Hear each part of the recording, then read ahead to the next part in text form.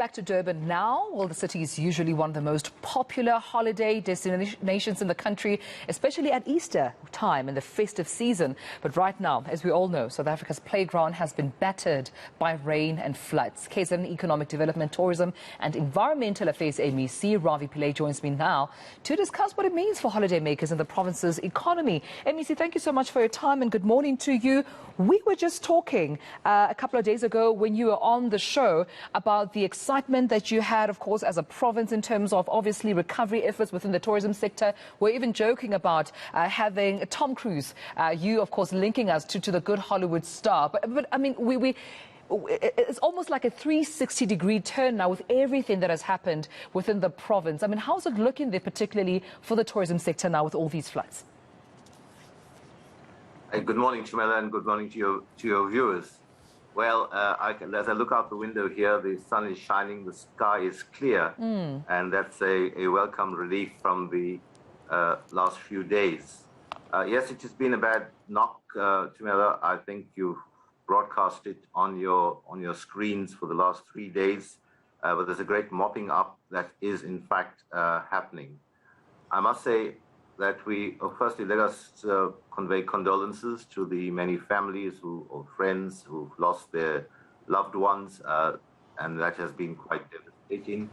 We were with the president yesterday, going out to many areas, and it's really been heartbreaking to see the loss that has been suffered. Coming back to the tourism side, we are really looking forward to a bumper Easter season because we had a very good January, February, and March relative to the COVID period that we had gone through. We've seen some cancellations, but the good news is that the N3 is completely open, so that takes you right through to Durban. The N2 and on both sides, north and south, are open, except for some deviations. Not even a deviation, you just get reduced to a single lane where they're using a contra flow on one of the north or south bounds, as the case may be. So the main roads, the N3 and N2, are in fact open. Of course, there's mopping up happening. We would urge visitors to just check with their destination. By and large, the tourism industry is quite resilient and has been able to cope and innovate with any challenges that they have. But I would urge visitors to just check with their destinations. Are they ready? Are they organized? By and large, the organized industry has indicated that they are ready to welcome and have their infrastructure in place. Of course, there will be exceptions, but that's why I would urge people to check. Of course, there are other iconic places like the Drakensberg, which would not be affected at all. We're expecting 100% there. The Midlands, the far north, the St. Lucia area, the Ezemvelo Nature Reserve, Smangaliso Wetland Park, and those areas. So Durban itself, I think, would largely have recovered, except for certain areas where your internal road networks might be a little disrupted. MEC, may I just come in there? Because we know yesterday the president had a meeting yesterday in Pinetown, and obviously the provincial state of disaster there being declared by the president. And I just wonder if you're able to quantify in costs or in rands the cost to damage at this point, and how long you think it would take to at least fix up those parts that you've just mentioned that have been affected, so that, of course, you go back to, your usual normal programming.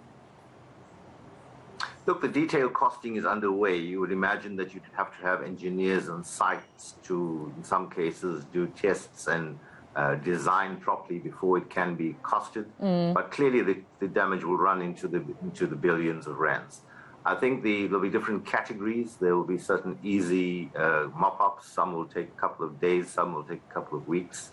There are a couple of bridges which, by its nature, will take a couple of months, but there will be interim solutions put into place. I would expect in about 2 weeks to be back to fairly normal operation.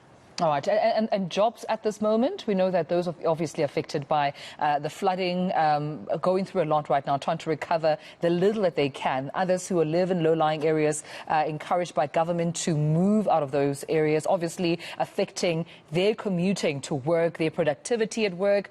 So are you able to also talk about the impact this does on jobs within the tourism sector, and how long you think that you would recover and make sure that as many people who benefited from this industry get back their jobs and their businesses? Well, firstly, there's the immediate effect where people can't get out. I think the disaster management team, together with the Department of Transport and the Metro, are working hard to clear that and get public transport back on track.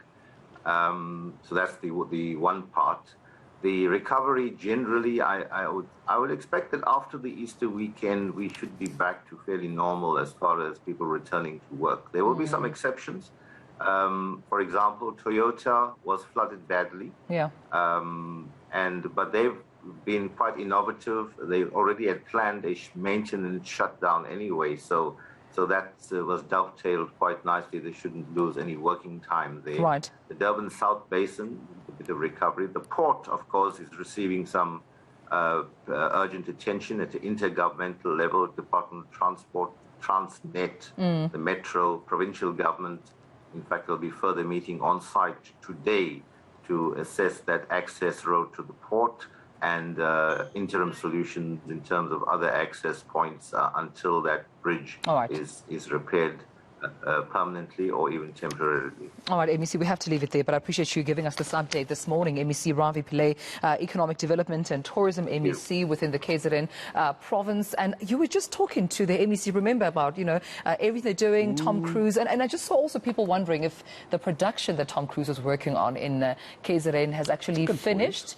If it's still ongoing, if they've been affected, because that was such an attractor for the province, particularly in tourism. Yeah, should I just pop Tom a message quickly and see if he's still busy filming? I'll send him a WhatsApp. WhatsApp call, And that's the sad part, is a couple of weeks ago, we were talking about the rebuilding of tourism, the revitalization of the riots of last year, and now having to deal with this as well. So we'll keep a very close eye on KZN.